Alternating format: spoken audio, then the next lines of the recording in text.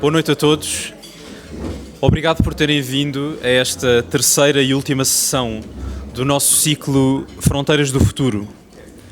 Daqui por 17 dias, no dia 9 de junho, seremos chamados às urnas para decidir a composição do próximo Parlamento Europeu.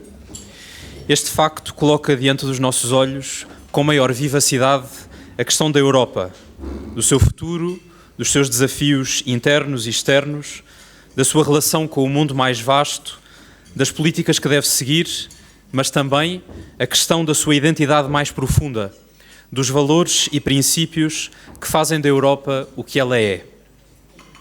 O Papa São João Paulo II escrevia em 2003, na carta Ecclesia in Europa, as seguintes palavras que me parecem de grandíssima atualidade. No continente europeu, certamente não faltam prestigiosos símbolos da presença cristã, mas com a afirmação lenta e progressiva do secularismo, correm o risco de reduzirem-se a meros vestígios do passado. Muitos já não conseguem integrar a mensagem evangélica na experiência diária. Em vários setores públicos, é mais fácil definir-se como agnóstico do que como crente. Dá a impressão de que o normal é não crer, enquanto o acreditar teria necessidade de uma legitimação social não óbvia nem automática. 2003. É a partir deste esboroamento das referências cristãs que o Papa explicava outros fenómenos: individualismo, perda de padrões de solidariedade, fragmentação da existência, reaparecimento de fenómenos como o racismo e outras formas de discriminação, massificação e atomização das sociedades, cultura de morte. E depois diz, cito novamente, esta crise da memória cristã é acompanhada por uma espécie de medo de enfrentar o futuro. A imagem que se forma do amanhã aparece muitas vezes vaga e incerta. Do futuro sente-se mais medo do que desejo. Gostava de situar o ponto de partida desta nossa conversa nesta associação que São João Paulo II fazia entre o cristianismo e o futuro, ou inversamente, entre a crise do cristianismo e uma crise do modo como encaramos o futuro. Ou seja, gostaria de sugerir que a conversa que nos interessa ter sobre o cristianismo não é só uma conversa sobre as raízes, no sentido de ser uma conversa sobre o passado. É também e sobretudo uma conversa sobre o cristianismo como coisa viva e eficaz, que importa ao presente e contribui para a construção do futuro. Nós temos hoje o grato privilégio de ouvir alguém que ensina, pensa e escreve com muita profundidade sobre estas coisas, sobre a identidade europeia, sobre a importância do cristianismo na nossa vida coletiva e até sobre o modo de equilibrar no pensamento político passado, presente e futuro. O professor Miguel Morgado é licenciado em Economia, doutorado em Ciência Política, ensina na Universidade Católica um curso sobre os grandes livros da história do pensamento político, é um comentador habitual e habitualmente demolidor nas televisões e tem publicado vários livros, o mais recente dos quais, que é também, julgo eu, uma homenagem ao Papa Bento XVI, está à venda ali à porta.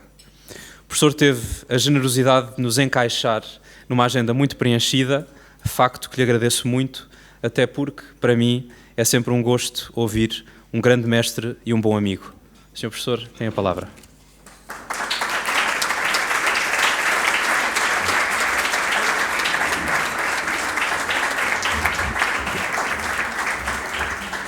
Maravilha, põe-me embaixo. Boa noite a todos. Olha a Daniela, não te viste a Daniela ali. É um gosto enorme estar aqui. Eu hoje tive de ir a Évora e voltei, como estava ali a dizer aos nossos amigos. Mas é um gosto enorme. Gostava de chegar aqui e ter partilhado convosco a refeição, mas não me foi mesmo possível. E agradeço as palavras do António Barreiro.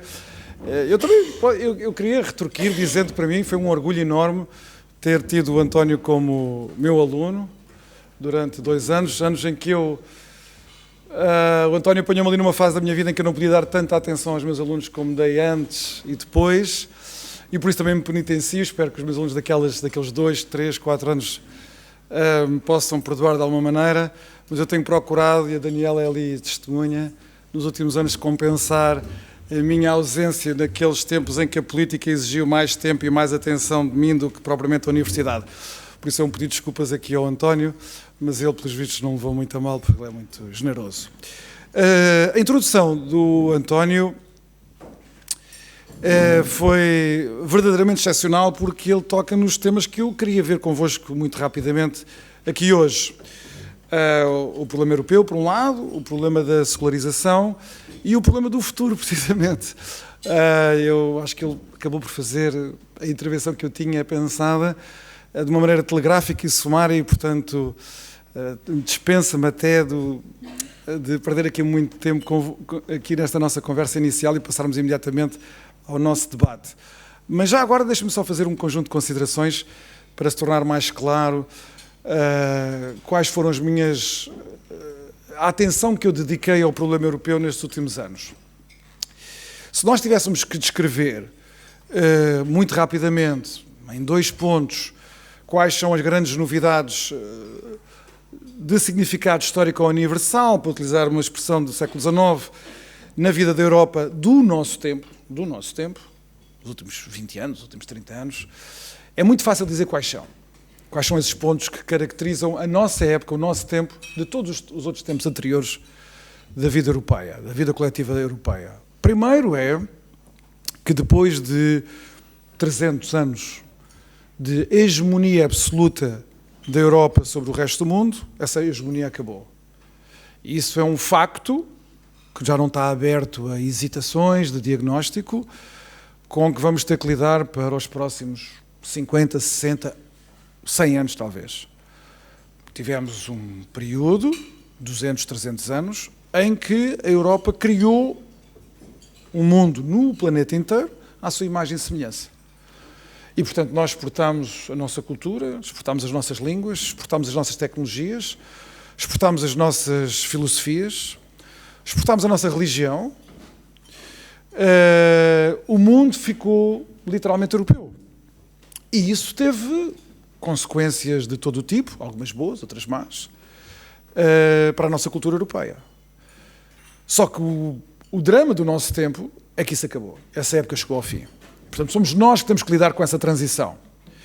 Essa transição já seria problemática, não se desse o caso de os outros 4/5 do mundo terem alimentado durante estes 200 anos um capital de ressentimento político que começa só agora a transbordar. Isso vai ter consequências sobre nós. Vai ter consequências sobre a nossa vida económica, a nossa vida política e a possibilidade de defendermos a nossa identidade cultural, que já teremos que falar também o que é que seria isso, a identidade cultural especificamente europeia. Portanto, nesse aspecto, nós fomos convidados a viver num período que para um europeu é muito mais difícil que qualquer outro período anterior. Nos outros períodos houve coisas horríveis, houve a Primeira Guerra Mundial, houve a Segunda Guerra Mundial, os europeus inventaram o fascismo, os europeus inventaram o comunismo. E, portanto, nós estamos aqui sempre de tempestade em tempestade. Isso é um facto, isso é indesmentível. Mas vejam que todas essas construções que tiveram consequências, podemos nós dizer, diabólicas, demoníacas, como a do imperialismo, do comunismo, do fascismo, foram feitas ainda sobre o plano de uma hegemonia total da Europa sobre o resto do mundo. Agora, isso acabou. Portanto, nós temos que fixar este primeiro ponto para conjugar com o segundo, porque o segundo pode ser não independente, não indiferente ao primeiro. Qual é o segundo? Qual é a grande novidade histórica do nosso tempo, para nós europeus, para além desta, do nosso declínio relativamente ao resto do mundo? É a descristianização do continente. A Europa é um produto do cristianismo. Não vale a pena nós fazermos construções à volta dos gregos, da antiguidade, não é? Com o António ainda não era eu que ensinava essas coisas, mas filosofia política dos gregos, fundadora até da nossa possibilidade de pensar, fundadora de imensas, infinitas declinações da cultura europeia. Isso é tudo verdade. Mas a Europa não existe na Grécia Antiga. A Europa é um produto da cristianização do continente. mesmo a ideia que nós temos, correta, de que a identidade europeia não é separável das identidades nacionais, nós temos de perceber que a Constituição das Nações foi inseparável dos processos religiosos que ocorreram, sobretudo a partir da Reforma Protestante e da grande cisão que existe dentro da família cristã na Europa. A Reforma é também um produto histórico com implicações planetárias, como toda a gente sabe, europeia. E da Reforma há um impulso, da Reforma Protestante, há um impulso claro para a constituição das nações modernas. Portanto, a descristianização da Europa tem consequências culturais, mesmo do ponto de vista da secularização. Eu dizia que este segundo ponto pode não ser independente do primeiro, na medida em que esta descristianização, embora se começasse a anunciar desde o século XVII, e também gostava de ter uns minutos só para vos dar conta disso, como essa história é interessante e elucidativa, a história do século XVII e do início da secularização nessa época. Embora a descristianização seja profetizada no século XVII, na verdade, na vida cotidiana dos povos, a refletir as observações do Papa João Paulo II, que o António leu aqui, mas nós tínhamos muitos textos, por exemplo, do Papa Bento XVI no mesmo sentido. Isso é um fenómeno dos últimos 30, 40, 50 anos, que também teve declinações culturais infinitas. Podíamos discutir aqui algumas. Há uma que eu gosto muito de discutir, que está relacionada com o primeiro ponto, do declínio da Europa. Como toda a gente sabe, entretanto, tornou-se um lugar comum, mas não era um lugar comum quando eu comecei a estudar este assunto há, vamos lá, 30 anos. O problema demográfico. O António já está farto de me ouvir falar sobre isto. Coitado, vai ter que ouvir outra vez. Mas parece que não haver agora já qualquer réstia de dúvidas que existe uma relação entre a descristianização das sociedades europeias e a queda da taxa de natalidade. Claro que imediatamente podem repostar dizendo que há quedas da taxa de natalidade muito mais profundas em países que nunca foram cristãos. Por exemplo, neste momento, tenho que avisar que sou um bocadinho doido da demografia, sempre fui obcecado com a demografia. Sei que agora é um assunto que está na moda, mas quando eu comecei a estudar isso, eu e mais 2 ou 3 pessoas, era assim um assunto um bocado exótico em Portugal. Mas para nós já era evidente que Portugal estava com uma crise demográfica enorme, mas era como se fosse, por um lado, pouco intelectualizado falar de um problema que parece ser puramente biológico, a reprodução de uma espécie animal, neste caso a nossa, e por outro, porque parecia, como o Papa João Paulo II também refletia naquelas palavras, parecia que era um assunto, de certa maneira, proibido, porque cheirava a naftalina cristã. Então, a ver, só um cristão se podia preocupar se as famílias tinham filhos nenhuns ou alguns filhos. Estão a ver, era um assunto... Claro que depois, quando metemos a segurança social ao barulho e tal, então começou toda a gente a ficar muito preocupada, mas na altura era um assunto um bocado exótico e, de certa maneira, proibido dos círculos mais respeitáveis. Mas estava eu a dizer que há países no mundo que têm taxas de natalidade ainda mais baixas do que as nossas, que nunca foram cristãos. As taxas de natalidade mais baixas neste momento são países como a Coreia do Sul, como Taiwan, como Singapura. Esses são os países que têm as taxas de natalidade mais baixas inclusive do que a Europa mediterrânica. E, evidentemente, quando há fenómenos desta natureza, nós também temos que atender a relações de causalidade multifatoriais, temos que olhar para vários tipos de causas e não uma só. Mas aqui na Europa isso parece ser evidente. Há 2 reflexões que sempre me inspiraram muito, um de um francês chamado Rémy Brague, um homem poderosíssimo do ponto de vista intelectual que esteve na Católica há uns tempos, e um outro, um americano, judeu, chamado David Goldman. O António também já conhece esta reflexão, mas sempre achei graça a isto. Eles não se conhecem, nunca interagiram, nunca escreveram nada em conjunto, mas tem uma reflexão semelhante que se coloca nestes termos. O liberalismo secular, e o liberalismo aqui não é identificado à iniciativa liberal, é o liberalismo como a filosofia política dominante da Europa moderna dos últimos 150 anos, separação de poderes, indivíduos livres e iguais, essas coisas todas. Liberalismo nesse sentido mais amplo, mas eles dizem, o liberalismo secular tem e foi capaz de gerar imensos méritos históricos. Mas tem um problema histórico por resolver, que é o problema histórico fundamental de qualquer sociedade. O liberalismo secular não leva as pessoas a ter filhos. Portanto, é uma objeção de fundo que se faz a uma filosofia política, estão a ver? Ok, gera liberdade, ótimo, excelente. Gera prosperidade material, excelente. Gera as condições para a sociedade se reproduzir para o futuro? Não. É uma filosofia política que permite que os cidadãos de repúblicas modernas apostadas na prosperidade olhem para o futuro com uma aposta existencial de um tempo em que já não vão cá estar vivos? Não. Bem, então é uma objeção de fundo séria.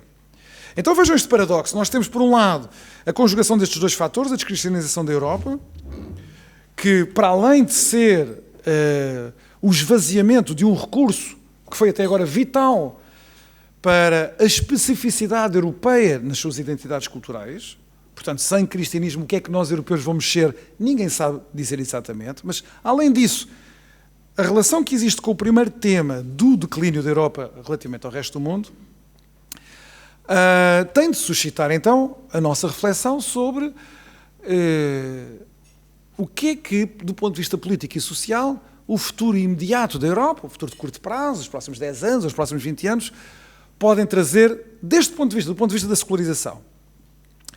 E isso é um paradoxo, porque, reparem, se é verdade que as instituições europeias, a cultura europeia liberal secular que se formou, nos conduziu a uma vida sem futuro, sem filhos, e, ao mesmo tempo, com uma consciência inabalável de que a secularização é a única via para a liberdade humana, duas coisas inseparáveis, não é?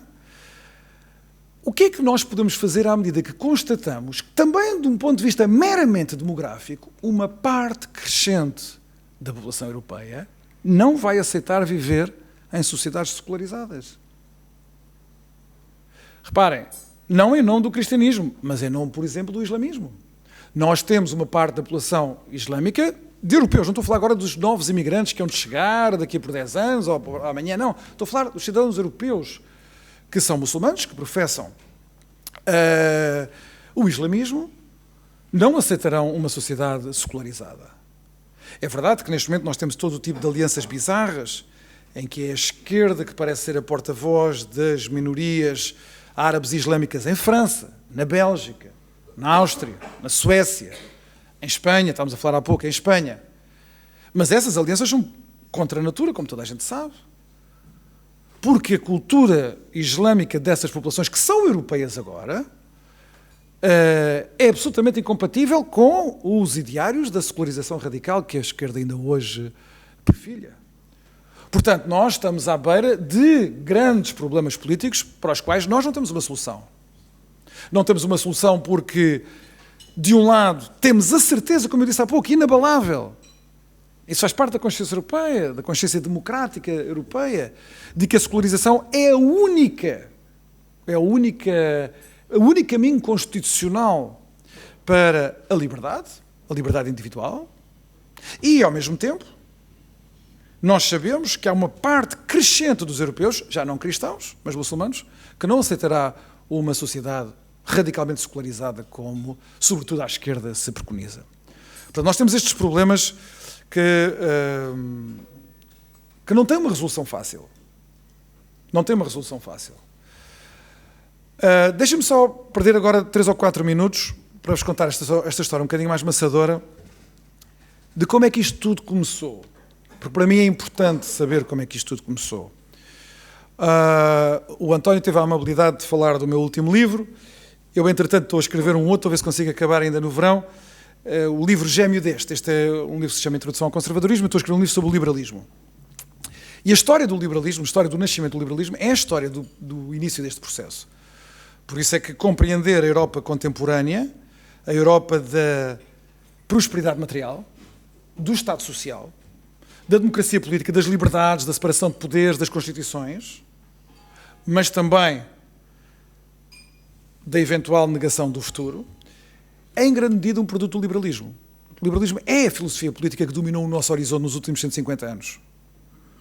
Há uma discussão, claro, que existirá sempre se o liberalismo expulsou o cristianismo das nossas vidas ou se foi apenas uma das várias correntes que o liberalismo conheceu que assim adotou esta postura de hostilidade com o cristianismo, mas que na verdade havia outras vias liberais que ainda existem, de conciliação perfeita entre a religião na vida pública, e a política das liberdades. Isso é uma questão que deixaremos, se algum de vocês tiver interesse, podemos falar sobre isso a seguir, mas quer dizer, não vou estar a amassar-vos com esse tipo de detalhes. Eu só vos queria dar conta de como é que isto tudo começou. A ideia que funda o liberalismo é a ideia da liberdade de consciência, mais do que qualquer outra. Mais do que qualquer outra. A ideia da liberdade de consciência. É uma ideia que não é fácil de explicar, porque a consciência foi sempre um conceito fugaz, que era tratado de maneiras diferentes, por pessoas diferentes e muitas vezes com oportunismo retórico. Agora vejam, a consciência é inventada pelo cristianismo. A ideia de que nós temos um recurso semelhante a um tribunal dentro da nossa alma é uma invenção do cristianismo. O liberalismo vai recolher, portanto, ao cristianismo, uma noção fundamental sobre o diagnóstico do que é a nossa alma, do que é o nosso espírito, à corrente alternativa de filosofia de vida que o liberalismo quer derrotar. Portanto, há aqui uma espécie de guerra inteligente, não da guerra campal, onde os corpos se digladiam até que um morra às mãos do outro, mas uma espécie de ciberguerra, estão a ver, antes de haver cibernética.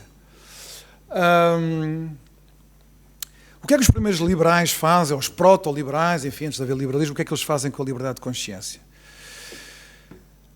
A liberdade de consciência é usada por esses proto-liberais para proteger primeiro os dissidentes religiosos. Portanto, estamos no século XVI. O século XVI é o século da Reforma Protestante. E atrás da Reforma Protestante vêm guerras horríveis de cristãos contra cristãos. Não necessariamente, embora também tenha havido muitas, sobretudo em França, guerras entre católicos e protestantes. Mas também protestantes uns com os outros. Não é? Depois de Lutero e de Calvino vêm várias vagas de liquidação da autoridade profética, digamos assim. Portanto, às tantas já ninguém, ainda na geração de Lutero, já estava a dizer no afinal Lutero é um falso profeta, afinal o Calvino é um falso profeta, e por aí adiante. Nós temos um processo de radicalização da Reforma Protestante, e claro, uma reafirmação do catolicismo com Trento, com o Concílio de Trento, que é igualmente importante. Agora, o continente europeu, uma grande parte dele, pelo menos, desfaz em guerras religiosas terríveis. Em França, na Alemanha, na Guerra dos 30 anos, uma guerra devastadora que matou 1/3 da população. Então, estes proto-liberais começam a pensar que temos de arranjar um dispositivo intelectual que seja persuasivo do ponto de vista filosófico para proteger a dissidência religiosa. Inicialmente, claro, contra a Igreja Católica. A Igreja Católica era a autoridade.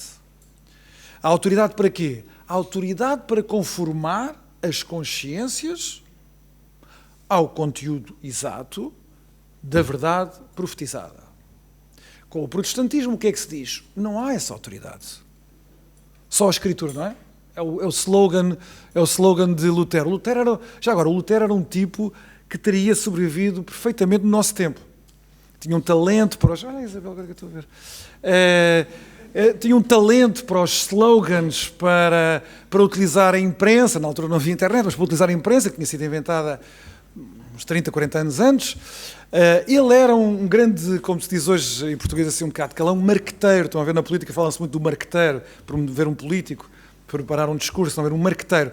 Lutero era um marqueteiro fabuloso. De outra maneira, também nunca podia ter tido tanto sucesso em tão pouco tempo. E ele realmente foi muito bem sucedido.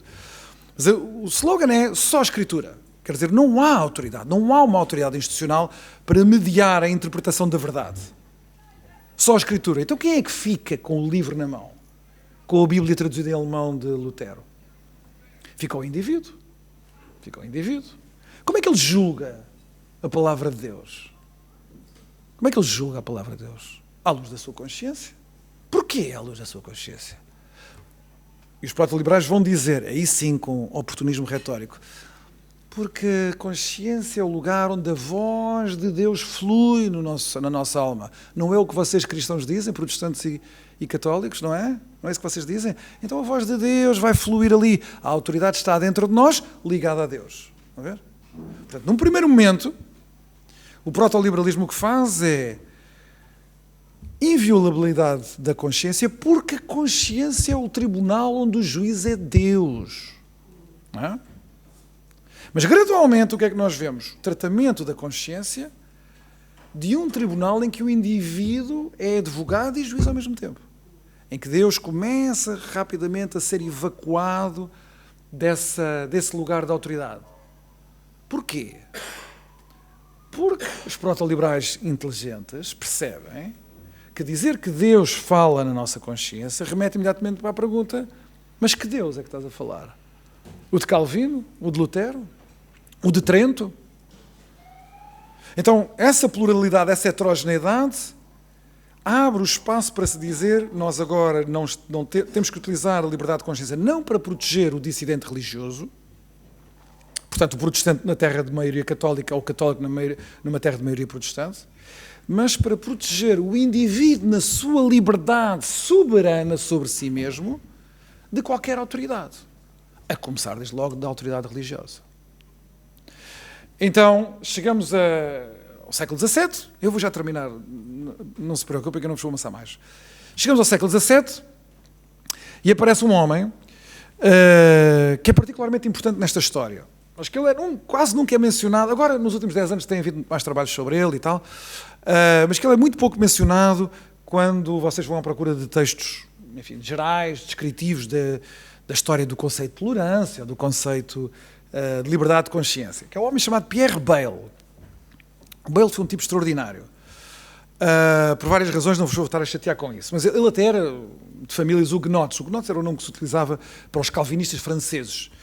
E vejam, ele que foge para viver na Holanda, para poder escrever à vontade, o irmão dele é morto, é preso, encerrado numa masmorra sem condições nenhumas e morre lá preso, como represália pelos textos que o Pierre Bayle estava a escrever contra os católicos franceses, porque na altura Luís XIV está a revogar o Edito de Nantes, a acabar com a tolerância que havia para os calvinistas desde o rei Henrique IV de Navarra, portanto, grandes transformações em França, e ele, enfim, é um homem que sofre na pele, pela morte do irmão, pelo exílio, essas coisas todas, a perseguição religiosa, mas ele vai lançar a defesa da liberdade de consciência para a liberdade de ser ateu. Ele é a primeira pessoa na história da Europa que propõe a seguinte tese, e que na altura foi escandalosa. Portanto, mesmo quando chegam ao final do século XVIII, nas vésperas da Revolução Francesa, Pierre Bayle só pode aparecer num livro citado como alguém execrável, também para ser execrado. Spinoza, Pierre Bayle eram sempre os tipos que, a ver como os jornalistas, por exemplo, querem fazer uma boa figura nos canais de televisão, têm que dizer mal do Ventura, estão a ver, uma coisa assim parecida. E na altura era o Spinoza e o Pierre Bayle. E o Bayle vai propor esta tese. Até agora, a bondade da religião foi defendida porque, se subtrairmos a religião como fundamento das sociedades, nós teremos um colapso moral e, portanto, o colapso da ordem cívica. Como é que as pessoas se irão comportar se não tiverem a convicção de que Deus está a vê-los e que vai julgá-los se eles pecarem? E se as pessoas não recearem a punição de Deus? Será que se ninguém tiver a ver, se não houver testemunhas, eu roubo? Se não houver testemunhas, eu mato? Se não houver testemunhas, eu minto? Estão a ver? Tradicionalmente, dizia-se, não, mas há sempre uma testemunha. Há sempre uma testemunha. Na mais recôndita solidão, há sempre uma testemunha. E o Bayle dizia, bem, os conservadores daquela época dizem que se nós subtrairmos a religião como fundamento das sociedades, será o colapso.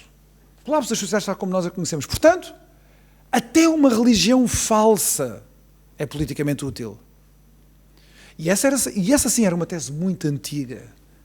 Era uma tese que em grande medida a gente pode dizer que até remonta a Platão, estão a ver?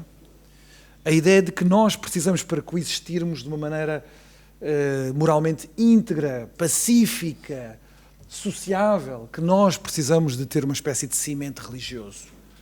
Precisamos nos sujeitar a uma autoridade divina, porque a autoridade meramente humana não é suficiente. Portanto, para Bayle está a dar a entender que o cristianismo é só mais uma dessas construções. Uma religião política nesse sentido. Só que reparem, o ponto não era só, como já se tinha feito antes, dizer que o cristianismo era uma religião falsa, mas politicamente útil. Essa ideia era velha.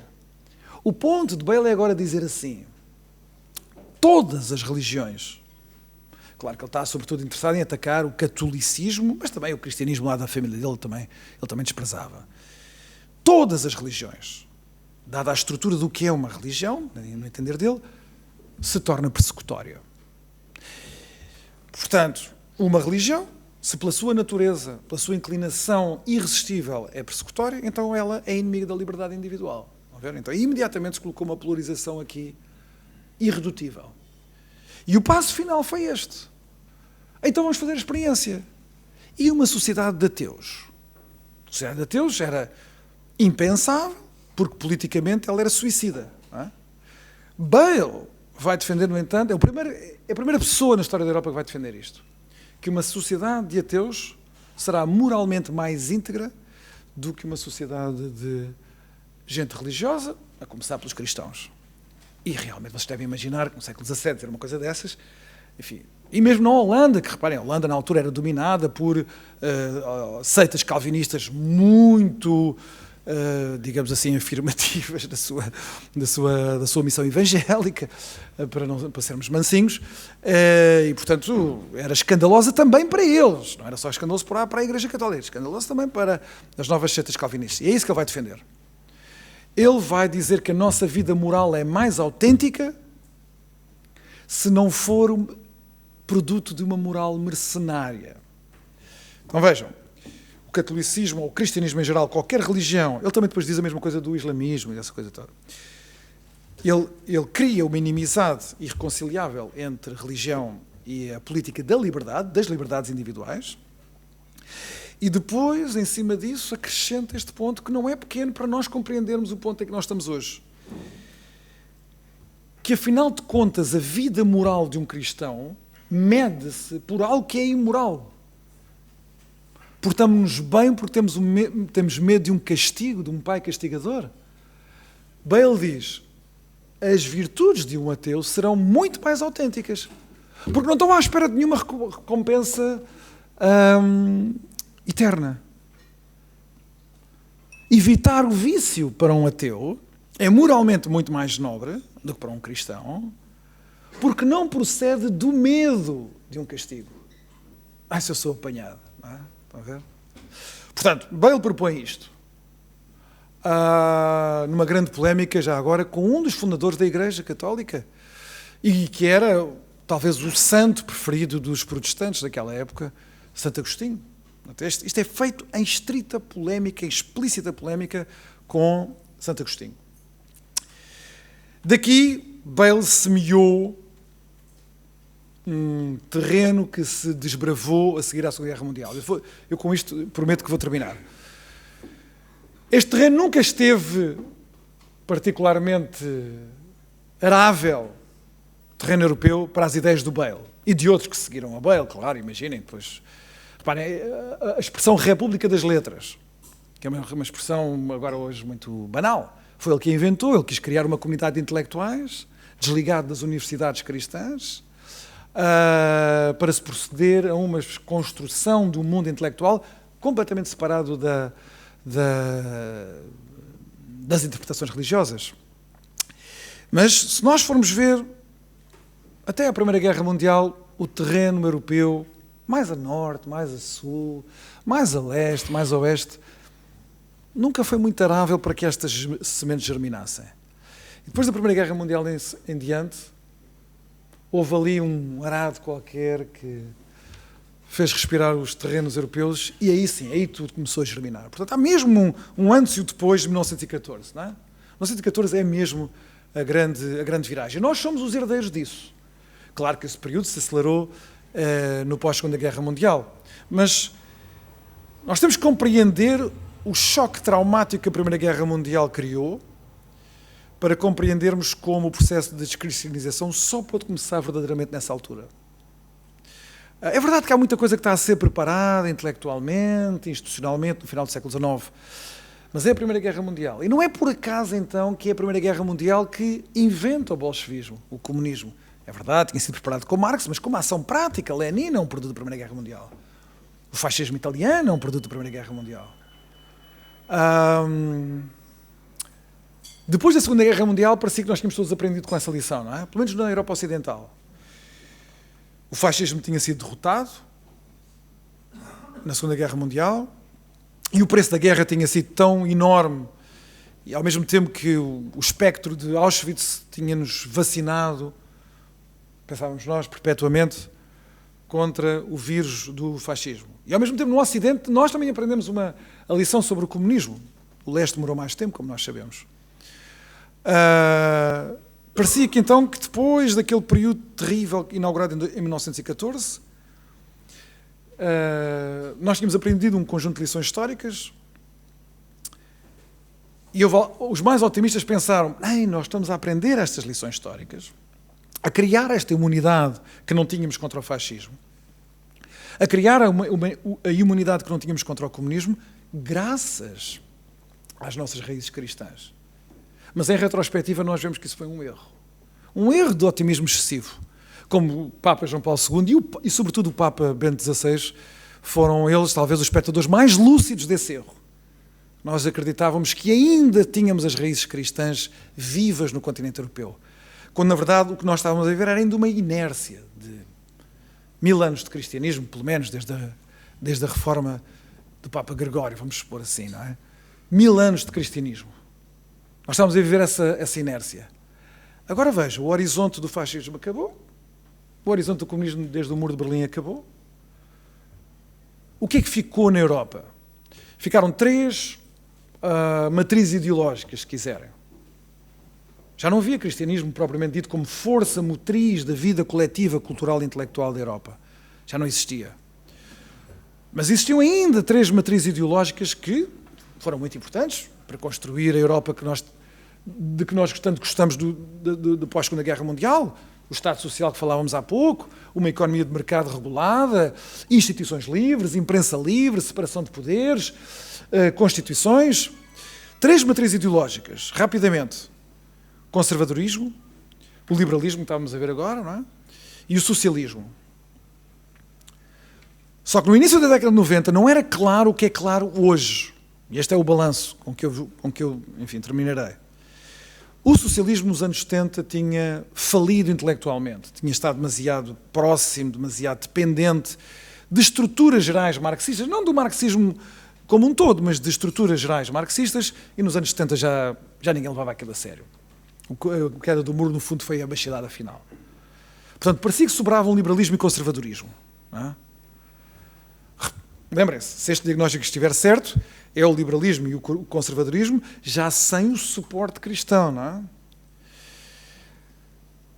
E na altura, depois da queda do Muro de Berlim, de facto as pessoas acreditaram que tinha sido um triunfo do liberalismo e também do conservadorismo. Pensem só, em 1990, quantos líderes conservadores havia no mundo ocidental a governar e a força dos partidos conservadores, em grande medida, muito maior, incomparavelmente maior do que a dos partidos liberais, que foram sempre partidos residuais, embora o liberalismo subsistisse noutros partidos políticos. Na verdade, também o liberalismo e o conservadorismo já estavam a viver da sua própria inércia histórica. Eles já estavam sem recursos intelectuais para pensar as condições do novo mundo. O mundo do declínio da Europa e de todas as transformações sociais que estão a ocorrer. Nós chegamos agora, ao ano 2024, numa espécie de estado de, para utilizar a imagem muito popular de um grande sociólogo polaco, em liquefação.